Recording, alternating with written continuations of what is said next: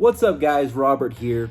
We have a huge problem that is continuing to grow amongst most American adults. But before we get into that, my name is Robert LeMaster. I'm a real estate agent here in El Paso, Texas. So if you guys are needing help buying a home or selling a home, please let me know. My number is 915-626-4071. I'll also put my number down in the description box with my email address. So if you guys need any help, please feel free to reach out. Also, don't forget to subscribe to my YouTube channel, smash the like button for the YouTube algorithm. Don't forget to comment and share my video with your friends and family if you find this video beneficial. Also, you can find me on Facebook at Robert LeMaster, El Paso Realtor, or on Instagram at Link Up with Robert. Guys, you should really follow me on social media because I am known to put out some good stuff every once in a while. So, since you've hit that subscribe button already, let's go ahead and get into this video. So, what's that big problem, you may ask? Well, this is the problem right here. And that problem is that most people do not even have $1,000 saved for an emergency if an emergency was to ever happen. So those people that do not have the $1,000 saved, they end up having to revert to borrowing money for an emergency. Both you and I know is that when you borrow money from an institution, it actually ends up costing you more in the long run. If you add in all the expenses, the compound interest on top of that loan, or that goes along with that loan, we actually see that you end up paying a lot more for that emergency. One good thing is that Americans do save money. Sometimes. Most Americans tend to save more money whenever the nation is doing poorly economically or the nation is going through a crisis as the one that we saw in 2020 with the coronavirus. Through these statistics that are easily found online, we see in February the coronavirus had not made it to the United States, so the savings rate was at an 8.3%. Then in March, when COVID-19 hit the mainlands of the United States, the saving rate shot up to 12.9%. Now, once lockdown started to occur in April, we see rates skyrocket to the yearly high of 33.7%.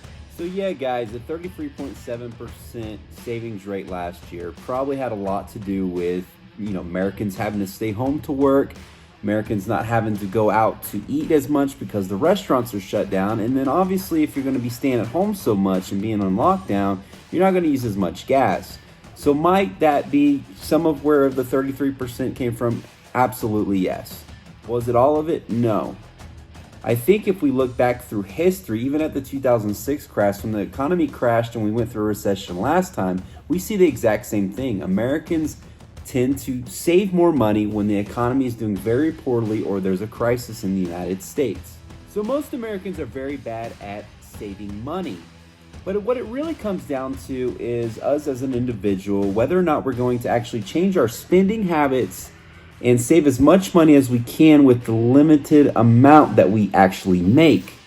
So I've came up with 5 tips, and that is 5 different tips that you can follow every single day to actually help you save a ton of money in the long run. Now, if you stick with these tips and you continue to put these tips in your life, and to continually take what I'm telling you today and use it every single day of your life, you will save a ton of money. Without further ado, let's go ahead and jump into tip number 1. So the first tip that I have for you is to never buy right now. It's always a smart thing to do is to wait 1 day or 2 days before you actually buy the thing that you think that you need. This will really cut down on the impulse purchases that people make on a daily basis. A study once said that whenever somebody makes a purchase, their brain releases dopamine into the body. And if you guys don't know what dopamine is something that makes you feel really good.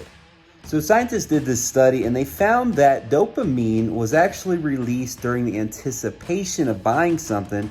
Once the item was actually purchased, dopamine levels fell drastically. So by waiting 1 or 2 days, you are allowing then for the dopamine levels in your body to actually go back to normal, and the feeling of needing to buy something or purchase something will then cease. All right, guys, so tip number 2 is going to be asking yourself, would I rather buy that item or would I rather just have the cash instead?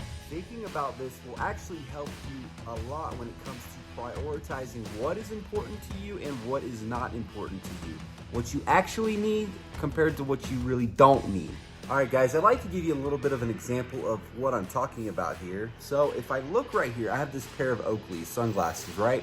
I've owned these pair of sunglasses for literally a year now. So that means that I have worn these glasses 365 days this year. Now, these glasses were $200. That's what it cost me to buy these pair of Oakleys, all right? And if I look at it, if you look at it the way I'm trying to tell you guys to look at it, so if I take that I've owned them for 365 days and they're $200 pair of sunglasses, if I divide those two numbers, I literally come out to 54 cents per day that it's costing me to use those sunglasses. Guys, I can definitely justify buying a $200 pair of Oakleys just because they do look very cool. One example of a purchase that would not be justifiable is that $500 Bose speaker that you bought for, a couple parties a year, and out of the whole year that you've owned it, you've only used it twice. So if you divide that by the 2 uses that you've had for that speaker over the last year, it's literally come out to $250 it's costing you every single time that you use that speaker. And ladies and gentlemen, that is a cost that would not be justifiable. Guys, I'm sure every single one of us can actually go through our wardrobe in our rooms and do this exact thing with the clothes we've worn. How many times have we wore that jacket or those shoes that we bought for $100? We've only worn them once. I encourage everybody to go through their stuff whenever they get a chance to see exactly how much something costed, and then actually how many uses that you've actually got out of it. All right, guys, so tip number 3 to saving money is going to be to ask yourself, actually, how many extra hours are you going to have to work to actually pay for that item? You can kind of think of it in this way. If you, let's say, make $20 an hour, let's say you go to Walmart and you see something that you want to buy for your home or for yourself, and let's say that item costs $40. On a simplistic level, we could say that it's going to take us an extra 2 hours of work to actually pay for that $40 item. You really need to be thinking to yourself, is it really worth my time and effort to actually work those extra 2 hours to pay for this? Now let's compare this tip to actually working out. Let's say you had 2 choices, all right? Just 2 choices. You either had to eat a Snickers bar and work out for 40 minutes, or you could not eat the Snickers bar and you not have to work out. I think if all of us given that choice, we'd all choose pretty much the Snickers bar because they're absolutely delicious. No, just kidding. You guys get the analogy. So basically what I'm saying is, if you were to purchase an item, you need to think about how much extra work am I going to have to do to actually be able to afford that item and pay for that. Just like with the Snickers bar analogy that we just talked about, we see that it's easier to not eat the Snickers bar than to just go ahead and burn that Snickers bar off in, let's say, a gym. All right, saving money tip number 4 is going to be saving the money that you've already saved. Sounds pretty easy enough, right? But if you think about it, this may be one of the more difficult things for people to do. Because, you save a little bit of money. Let's say you save, $1,000. Let's say 2 months go by and you see something that you really want to buy and you kind of forget about the first 3 tips. All right, and then you want to take that money that you've saved up, that you have complete access to, and you want to go ahead and buy that item. So what I mean by save the money that you've already saved, what I'm getting at is you want to take the money that you've saved, or that say that you have put away, you want to take that money and put into another savings account, preferably a high interest savings account, and stick that money aside to where it's not easily accessible to you. Because if it's easily accessible to you, you're more likely to use that money for something that's unnecessary. Going in line with this principle, what you can also do is, let's say if you really want to buy something, let's say it's a Bose speaker for $500. Let's say you think about it for a day or two. Let's say you decide not to buy that speaker for $500. And instead of buying the speaker for $500, why don't you, since you were thinking about spending that $500 anyway, take that $500, let the dopamine levels come back to normal in your brain, take the $500 and stick it into a savings account. Guys, I do this with every single one of my purchases, or anytime that I want to buy something, or I feel like that urge that I need to purchase something, I'll do this exact thing, no matter if it's $10, $20, or $40.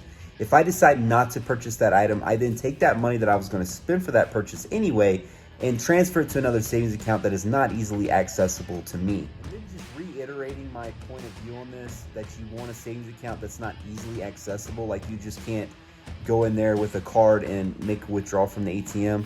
The reason I say that is, if you're able to do that, you're able to just transfer the money from one bank account to your checking account, or let's say if you have a debit card, you swipe it, get the money out, you're more likely to use your savings in that case, all right? If something comes up, you're more likely, if you say you have $20 in your checking account, you're more likely to go ahead and dip into your savings account. So that's why I say always have a savings account that's not really easily accessible. Let yourself work for it to get to that money. More than likely, if you have to work for it, you're really not gonna use it. Everything that you save, take the money that you save, set it aside into another banking account, savings account, high interest savings account, and then forget about it. That's as simple as that. Well, I say you shouldn't really forget about it. Kind of know that it's there in the back of your mind, but yeah, don't be setting money aside and then forgetting that you have money. All right, that would be very, very bad. All right, guys, so now it comes down to the last and final tip that I have for you, and that's tip number 5, is to always think to yourself, what is my money going to be worth in the future?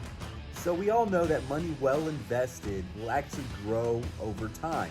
So for example, let's say $5. Instead of spending the $5 on let's say a cup of coffee at the Starbucks or the Dunkin' Donuts or something, if we take that $5 and let's say invest it into an index fund, if we account for the return rate at 8% plus inflation, that $5 in 5 to 10 years should be worth around $45 to $50. So if you really don't care that $5 is actually going to be worth $50 in the future, 5 to 10 years from now, then go ahead and buy your Starbucks and your Dunkin' Donuts. But if you're like me, somebody that actually cares how much my money's going to be worth in the future, then probably be smart not to buy that cup of coffee. Basically, guys, always think towards the future. Try to think to yourself, where would that money be better invested at, where I can actually make more money with my savings? Which you should be doing that anyway. Anybody that saves money should be wanting to invest that money somewhere else to actually make them more money, whether that be in the index funds, the stock market, or whether that be in real estate. So if you guys can actually master the saving the money and then taking that saved money and actually reinvesting that money, you've actually just completed the first step to building long-term wealth for yourself and also your family. Guys, in conclusion, it really all comes down to actually being disciplined with your spending, getting a hold and grasp on what's necessary in your life and what is unnecessary to be spending money on. Once you have enough saved up, or you start actually saving your money, then you can actually start investing your money, which you'll get more benefit and you'll get more enjoyment from seeing your money actually grow, seeing all the hard work that you put in to making that money for all those years actually become bigger, larger, grow over time, get the returns. No better feeling than not having the burden of, am I going to be able to pay my bills this week? Or am I going to be able to pay my mortgage this month? Am I going to lose my car, my house? There is no better feeling in the world than knowing that if a tragedy was to strike, that you've actually lived more of a simple life and you've saved that money and you have that cushion in the bank. So if this emergency ever does occur, you're really not stressing out about it. Now, you can only save so much money, all right? Everybody hits a point, no matter if you have $1 in the bank account or you have $1 million in your bank account, everybody hits a wall where they can't save any more money. Now, I'd like to tell you guys, if you guys are following these tips that I'm giving you and you still find that you're not saving any money, we really need to look at what we can do to actually, say, make you more money. If you guys can't save money off of these 5 tips, then you really need to look at trying to increase your income every month, increase your income every year. And if that means going back to school, then that means going back to school. Or say learning a new profession or taking a different job. But guys, if you've seen this video, hopefully you're not going to be one of those persons out there that are, don't have $1,000 for an emergency, don't have $400 or $200 in their savings accounts. I hope I'm able to bring you guys value. Hopefully you guys learn something, or see if you could take something from this video that you could actually implement in your own life. Guys, don't forget to subscribe to my channel, like this video, and then share this video with your friends. And it's been a pleasure, and until next time, I will see you guys later.